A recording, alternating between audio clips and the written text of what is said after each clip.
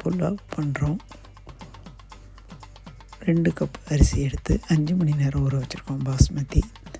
2 பச்சை மிளகா, 2 சோம்பு மட்டும்தான் போட்டிருக்கோம். 4 டேபிள் ஸ்பூன் எண்ணெயில் இது கிறிஸ்பாக வறுத்து எடுக்கிறோம்.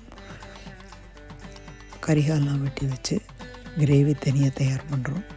மோட்டா மசாலாலாம் போட்டு அதில் இஞ்சி பூண்டு பேஸ்ட், வெங்காயம், தக்காளி எல்லாம் போடுறோம். இப்போ அரிசி ரெடியானோடனே 1க்கு 1.5 பங்கு தண்ணீர் விட்டு, கொதிக்கிற தண்ணீரை விட்டு சிம்மில் அது வேகட்டும். இங்கே கிரேவியில் நம்ம காய்கறியெல்லாம் சேர்க்குறோம். உப்பு, மஞ்சப்பொடி, கொஞ்சமாக கரம் மசாலா பவுடர் போட்ட உடனே கிரேவி ரெடி ஆகிடுது. இப்போ கிரேவி எடுத்து திட்டமாக வந்திருக்கிற அந்த ரைஸில் நம்ம சேர்க்குறோம். சேர்த்துட்டு ஒரு டவரை வச்சு அதை நல்லா பொத்தி நல்லா அமைக்கணுன்னாக்க 2 மினிட்ஸ் மூடி வச்ச உடனே